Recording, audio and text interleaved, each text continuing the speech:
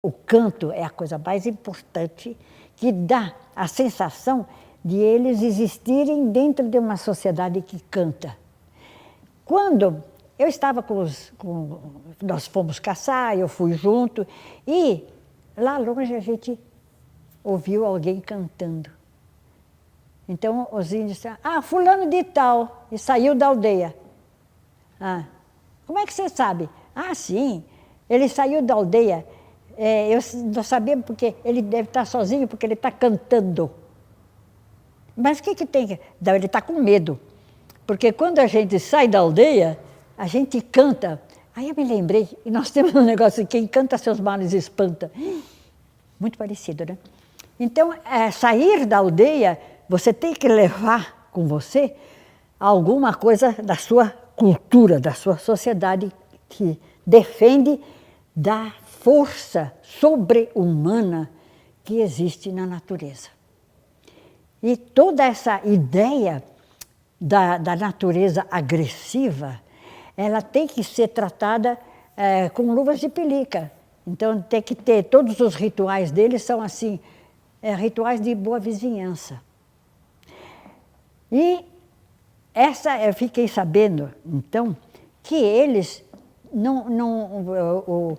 a gente costuma dizer assim, o índio, ele é como um animal, ele anda nu, que nem os homens nus no paraíso, né? No paraíso eles estavam nus e não sabiam que estavam nus. Então, a gente pensa, bom, esses índios, eles estão num estado de natureza, eles se dão bem com a... Não, ao contrário, eles temem a natureza.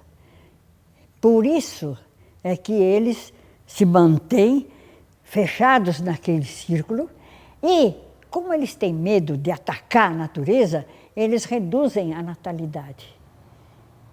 Se você tem um filho, você ataca a natureza X. Se tem 2 filhos, 2x. 3 filhos, 3x. Para! Porque o que acontece é que você ataca a natureza e a natureza vai revidar, atacar. Então, para que o homem viva em sociedade e bem protegido, ele precisa ser consciente da sua fragilidade perante as forças sobre-humanas da natureza. Agora, nós, quando falamos da natureza, das forças da natureza, a gente não fala sobre-humana, a gente fala em sobrenatural. Aí uma grande diferença. E quem nos protege do sobrenatural é Deus, nosso Deus Todo-Poderoso. E se você pega o Gênesis, Deus protege o homem no paraíso, desde que ele obedeça. Desobedeceu? Fora. E vestiu o homem com peles. E por isso, a agressividade. Quer dizer, ele botou o homem fora do paraíso e falou para a mulher, que foi a grande desobediente, que foi ela que deu, que tinha, depois eu explico por quê. Ela que foi a desobediente, ela ouviu o que lhe disse a serpente, a sua amiga. E a serpente não mentiu, pode comer o fruto, pois a serpente comia e não morria. Não, vocês não vão morrer, não. Só vão abrir os olhos, vocês vão ficar inteligentes, mais perto de Deus. A ambição e a curiosidade formaram a nossa índole. Nós somos ambiciosos e enxergamos o mundo, a inteligência, através dos olhos. Todo o nosso discurso é o olhar. Veja só como estão te enganando. Você não vê nada, mas você usa a palavra veja. Para nós é importante aos olhos. Para o índio, o importante é o ouvido, é o canto. Se você canta, você está protegido. Porque o ouvido é importante, e não os olhos. Os olhos, sim, para ver, mas o ouvido é cultura. Então, essa diferença é que faz tudo, faz com que essa população toda, de cima a baixo, depois eu digo por que é de cima a baixo. Para começar, não existe sinal de pirâmide, como existe no México, as pirâmides do México, como existe no Peru. Não existe. E toda essa parte tem de semelhante esta atitude de ter o espaço como a coisa mais importante e o círculo onde ele se abriga, que é importante, de cima e embaixo. E dentro da aldeia, o que nunca existe violência. Não pode existir violência dentro da aldeia. E, vejam só, eu só vou citar 2 exemplos para vocês verem como é verdade essa ideia de que este sapiens, que é centrado naquela capacidade dos 5 sentidos, né? O 6º sentido é a sua noção de espaço, de estar no espaço. Nos esquimó, vejam bem, que também não tem pirâmide, os esquimó tem um etnólogo que fez um trabalho que diz, um trabalho americano, never in anger, nunca zangado. Não pode, ele não pode, o homem dentro da sua aldeia, ele nunca pode estar zangado, violento. E o Craú, Deus me livre, ele não pode ser violento, nem com palavra, nem com gesto, para os seus vizinhos, seus semelhantes. É assim, quase que obsessivo. E isso eu notei, eu estava lá, e um índio foi acender o cigarro, falou assim, Tocoi, que era meu nome, Tocoi, você tem fósforo aí? Eu falei, tenho, tá aqui, ó. Estava assim numa distância, curtinho. Tenho, pega, como a gente faz entre nós, né? Pega, e joguei o fósforo. A caixa de fósforo bateu no peito dele e caiu no chão.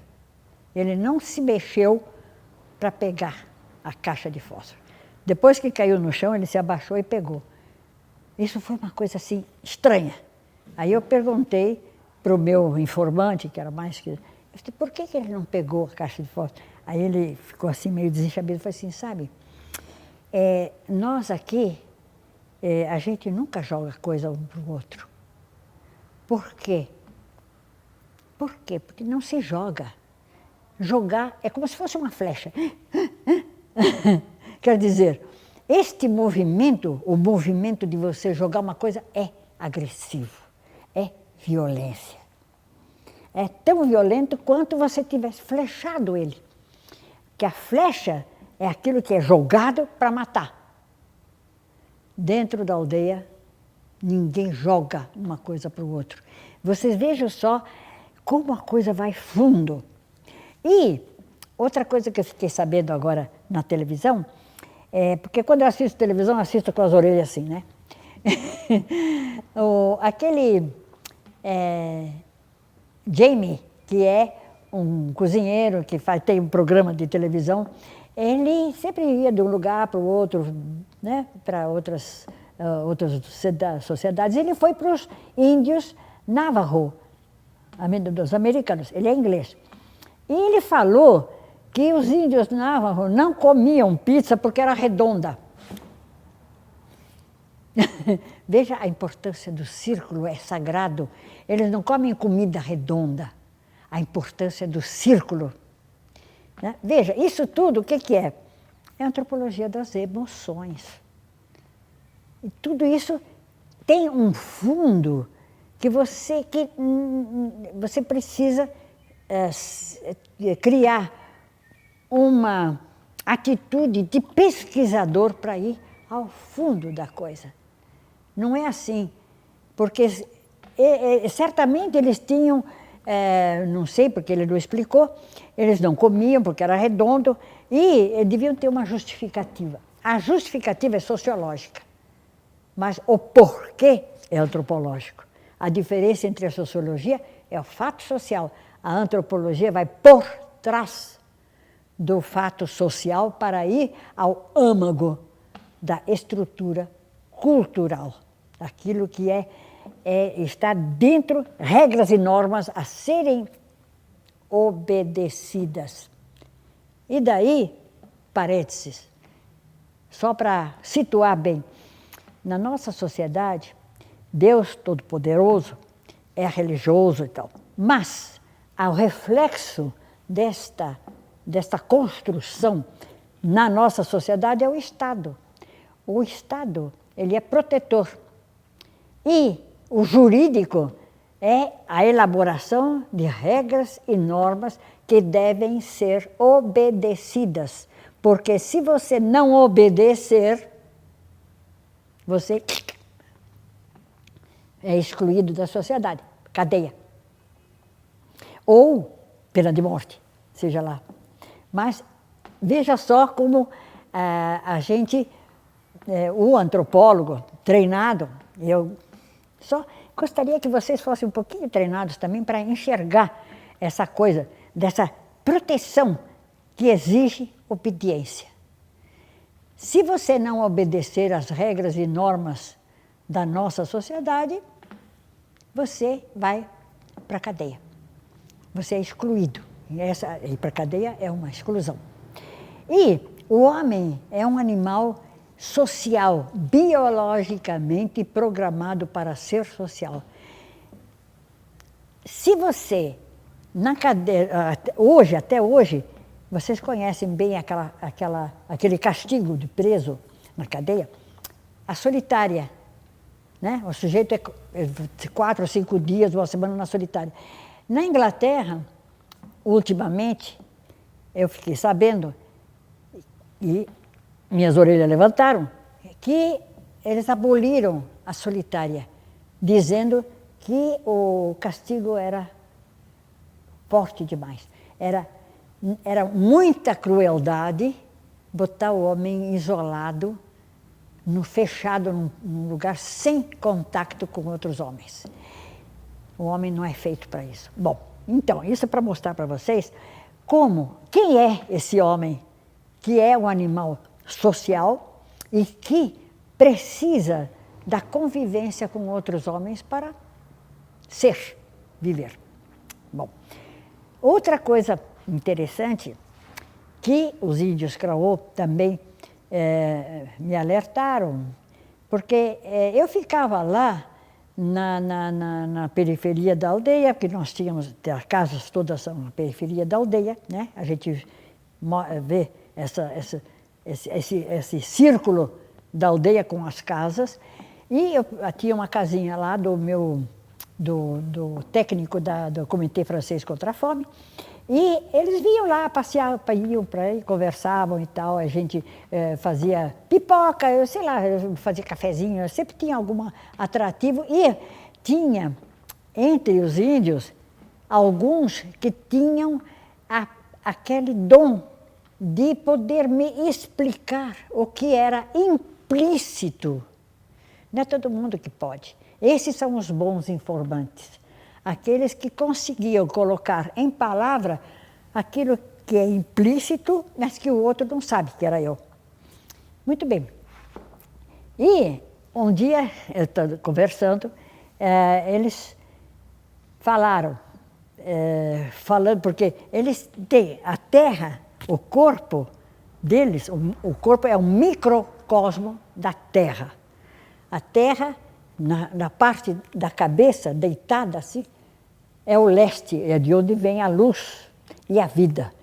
E a vida percorre a terra e percorre o corpo e termina no escuro, nas trevas que é o oeste, para onde o sol se põe. Muito bem, então, quando eu comecei a querer separar as coisas, assim, isso aqui é de leste, isso aqui é de oeste e tal, para ver a estrutura, porque nós estamos acostumados à história do bem e do mal, né? Isso aqui é bem, isso aqui é mal, nós temos uma cortamos a coisa. Então eu disse, não, sabe, eu vou dizer uma coisa, pera aí, olha, veja aquela árvore. Você está vendo quantas folhas ela tem? Uhum. Não, tem folha mais clara, mais escuro. É de leste, é do oeste. A mais clara de leste, mas é bem misturado. E, repara bem, não existe uma folha igual à outra. Cada pessoa é diferente da outra. Cada folha é diferente da outra. Puxa, isso é uma coisa muito sábia, essa ideia de cada indivíduo é diferente do outro. E cada indivíduo tem dentro de si uma maneira de ser que é diferente da outra. E aquilo que ele é, às vezes ele não consegue explicar o que ele sente, mas ele tem a necessidade de explicar, porque ele é um homem social. Este isolamento do indivíduo, ele é como ele é, sozinho, é interior, o indivíduo é um. Ele tem a necessidade de se comunicar com os outros. E esta maneira, essa capacidade de se comunicar, esse esforço, essa tensão que o índio tem, o homem tem, né? O indivíduo, de querer se comunicar, é que faz dele o artista. Ele encontra palavras para atingir o seu público. Então, essa foi uma coisa também que eles me ensinaram e que foi muito útil para eu compreender quem é o indivíduo na nossa sociedade também. Então, a minha compreensão da nossa sociedade, quem sou eu, quem é você, quem somos nós, foi necessário uma comparação. E isso a antropologia a metodologia da antropologia é comparação. A gente observa e compara. Então, o índio, o Craô, tem essa sabedoria infinita. E cada vez mais eu fiquei impressionada com a imensa sabedoria desse pequeno grupo que estava ali no Tocantins. E eu cheguei a compreender por que, depois de 9 anos de esforço, a operação de fazer com que eles fossem criador de gado, não foi possível. Por quê? Em toda essa parte das Américas, existem animais que são sociais. Existem animais que poderiam ter sido domesticados, teriam dominados, mas esse povo, esse tipo de sociedade não ousa, não domina, não pode se apoderar da natureza para torná-la, para dominá-la, porque a natureza se rebela, ela não aceita a dominação do homem. É por isso que esses índios não têm escravos, não têm trabalhadores de pedra e não têm nenhuma, como se diz, organização econômica de dominação do outro. Então, essa compreensão do índio é aquela que eu gostaria de trazer aqui para vocês, para ter uma ideia de quem foram esses homens que estavam aqui e que fizeram essa pintura. Inclusive, muita coisa que eu vi quando eu cheguei aqui, que eu já conhecia os Craô, quando eu cheguei aqui do sudeste do Piauí, e que eu vi e disse, olha, eu encontrei desenhos que me lembravam de rituais Craô, como, por exemplo, aquela parecia chifre de boi, casa de marimbondo. Eles atacam a casa de marimbondo, que é uma demonstração de enfrentar a natureza. É um ritual. Então, quando uma vez os índios Craô foram convidados e a doutora Niede trouxe esses índios para cá, eles fizeram como eu. Eles olharam e disseram, olha, aquilo é casa de marimbondo, aquilo é isso, aquilo. Eles encontraram semelhança deles com as pinturas rupestres. E a Serra da Gurgueia, por exemplo, é gur, para Craô é mandioca, ye, gurgue, é o povo da mandioca, que é o nome da Serra da Serra da Gurgueia. E Yaicã, Cã é o cestinho, Yaicã, gente do cestinho. Sabe, e tem várias, sobrou como toponímia, né? Palavras dessas tribos que não são tupi, mas são timbira, como o Craô também. Então, essa é a ideia de uma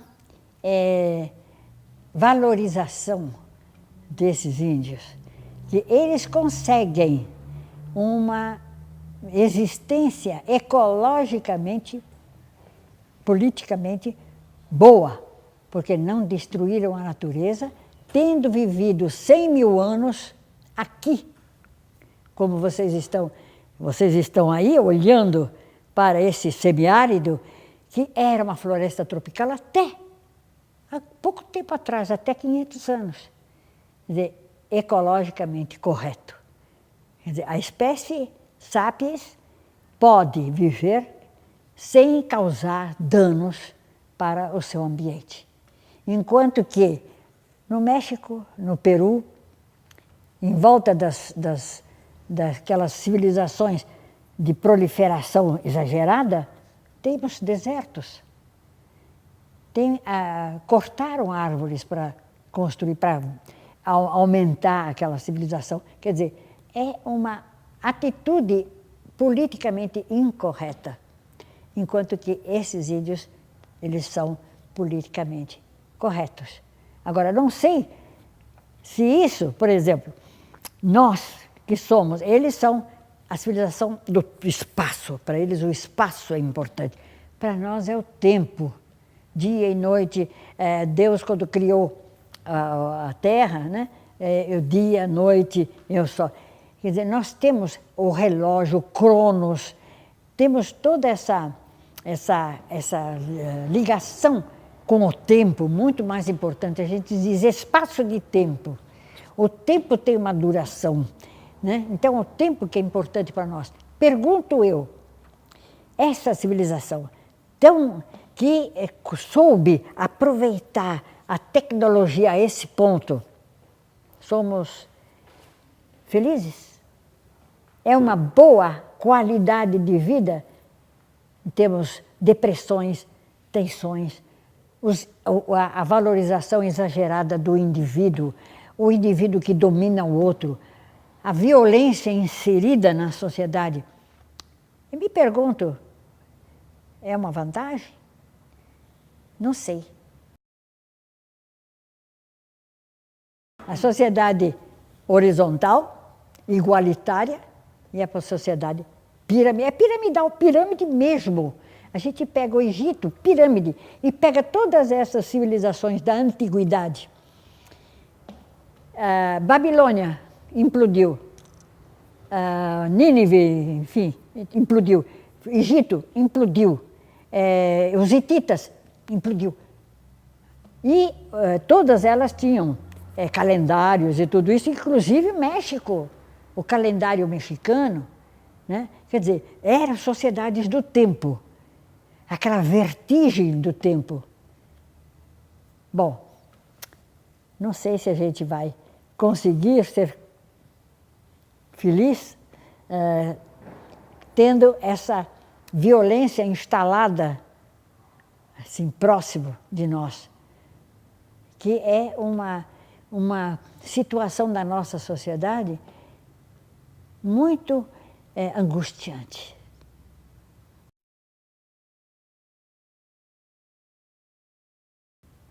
Não estou querendo ser pessimista, não. Mas, se vocês adotarem esta visão de pesquisador, pesquisador quer dizer, você se coloca fora da sua vivência, você se coloca fora da sociedade e olha para dentro com um olhar de observador, equidistante, nem bem nem mal. Você vê, puxa vida, que gente, será que é uma boa escolha?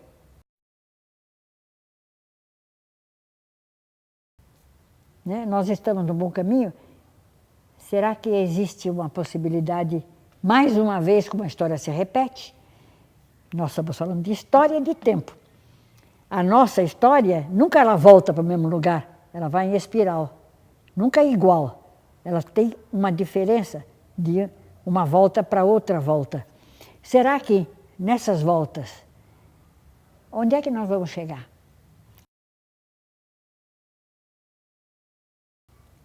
Será que seria possível a gente parar para pensar e para dizer, parado, gente, espera um pouquinho.